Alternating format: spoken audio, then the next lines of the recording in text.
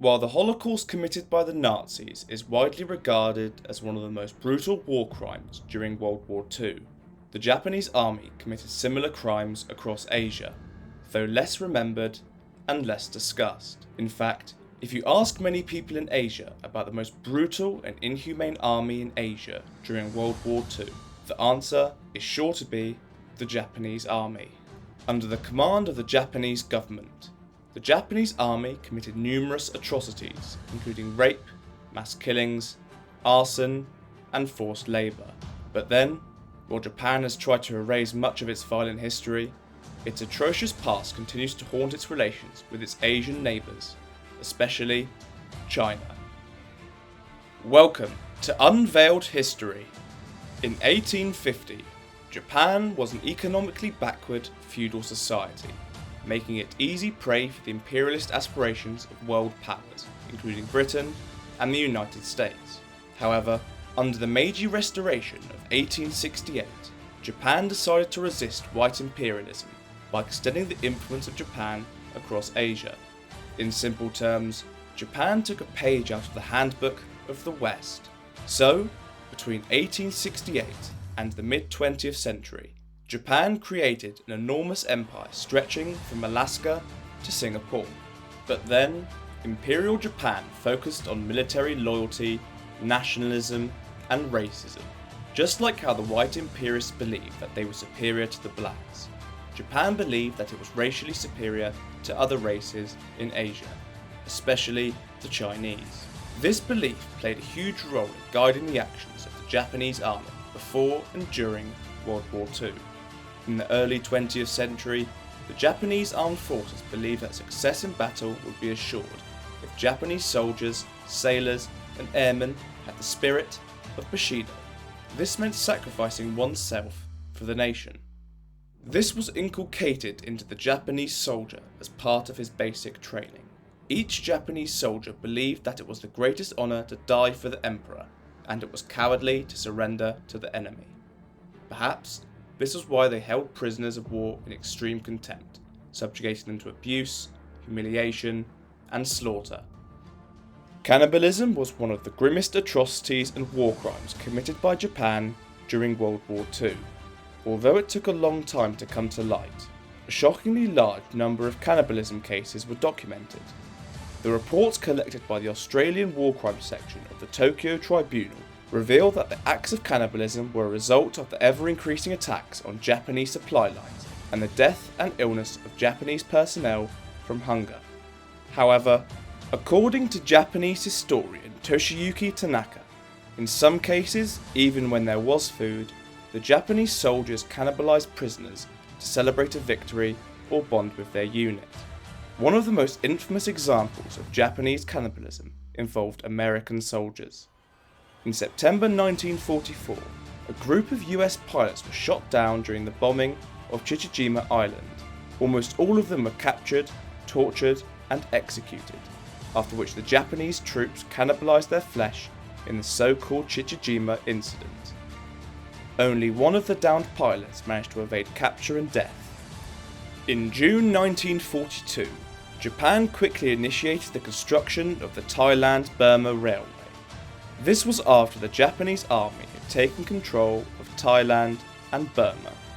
The major reason for the urgency in building the railway was that transportation in the region was underdeveloped.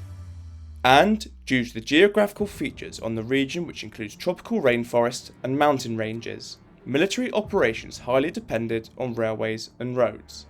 So, the construction of the Thailand-Burma Railway was highly necessary for consolidating Japan's occupation of Thailand and Burma.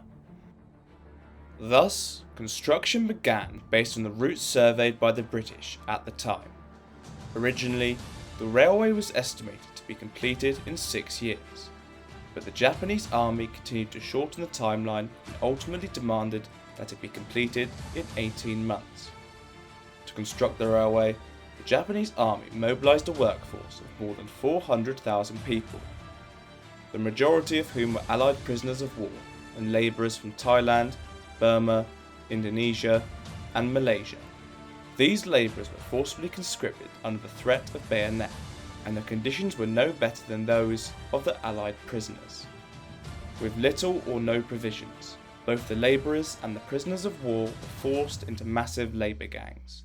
The route of the railroad cut through both mountains and jungles which were impassable and riddled with disease and venomous animals. The shelters provided were primitive and mostly open, leaving the prisoners exposed to torrential rains and insects. To make matters worse, the shelters were overcrowded. The work was brutal. Men were forced to work for 9 days and rest only on the 10th day. At work, the men had to work a 14-hour shift, and anyone who did not work fast or efficiently was beaten by the soldiers. The railroad was eventually completed in 1943, but it came at a cost. Out of the 62,000 Allied prisoners involved in the construction, 12,000 died. As for the labourers, nearly 150,000 out of 400,000 died. This means that for the 415-kilometre long railway, an average of 360 people died for every kilometre. It's no wonder that the railway has been termed the Death Railway. After Japan invaded the Philippines, the combined American and Filipino forces, part of the US Army forces in the Far East, met the Japanese in battle in December 1941. At the time, most of the US forces were preparing to enter World War II, so the USA FFE found itself without air or sea support and on half rations during the deadly battle. After a few months of fighting in the Bataan Peninsula, the USA FFE surrendered to the Japanese in April 1942. At the same time, thousands of civilians fled into the Bataan Peninsula, bringing the total number of people there to over 100,000. This figure was not just far beyond the expectations of the Japanese, but it also led to food shortages. The Japanese decided to transfer 75,000 prisoners of war to Camp O'Donnell, 120 kilometres away, in a journey that would later be known as the infamous Bataan Death March. Their goal wasn't to move their captives, it was to exterminate them.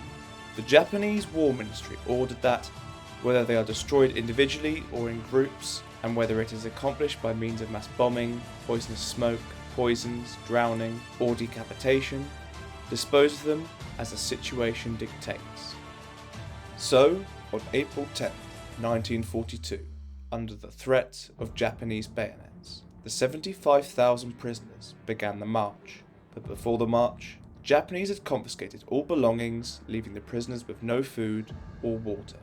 Under the watchful gaze of Japanese sentries along the route, the prisoners marched in columns of 4, with 10 forming a row and 40 forming a platoon. With no transport, many injured and sick prisoners were unable to keep pace and became the first victims of the Death March. Those who could still walk struggled to do so under the intense heat, and soon many began to falter. And for those who fell behind, the Japanese guards showed no mercy, shooting them without hesitation. After marching for 3 days, the prisoners reached San Fernando, where they received small amounts of food and water, after which they were packed into overcrowded boxcars designed to hold 30 people. By the time the overcrowded death trains reached Capas, many more had died of suffocation. From Capas, the prisoners began the final leg of the journey to Camp O'Donnell, with many more dying of starvation, dehydration, and assault. By April 16th, the survivors reached Camp O'Donnell, but out of the 75,000 prisoners that had started the journey, only 60,000 remained. In the following months, 2,600 prisoners perished due to the harsh condition, and by the time the US forces retook the Philippines in 1945, only 7,500 of the original 75,000 prisoners of war were still alive. The Geneva Convention established some protections for prisoners of war. However, during the course of World War II, Japan often flouted these rules. Japanese soldiers frequently tortured and executed Allied prisoners.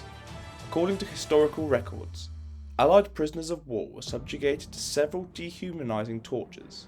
This includes being forced to drink copious amounts of water until they lose consciousness, and someone would then jump on their abdomen, forcing water out. There were also accounts, though unproven, of the Japanese tying prisoners of war onto beds of sharp bamboo, which grew quickly and impaled them. Another rule flouted by Japan was the use of Allied nationals as human shields. In 1945, during the Battle of Manila, Japanese forces used Filipino civilians as human shields to protect their positions against the liberating American troops.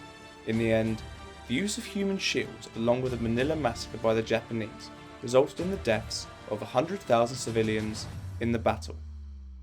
Now, since the 1950s, numerous apologies have been issued by senior Japanese officials for the atrocities committed by Japan during the war. However, these apologies have been criticised by some as insincere. To make matters worse, some members of the Japanese government continue to pay respect to the Japanese war dead, including those convicted of war crimes.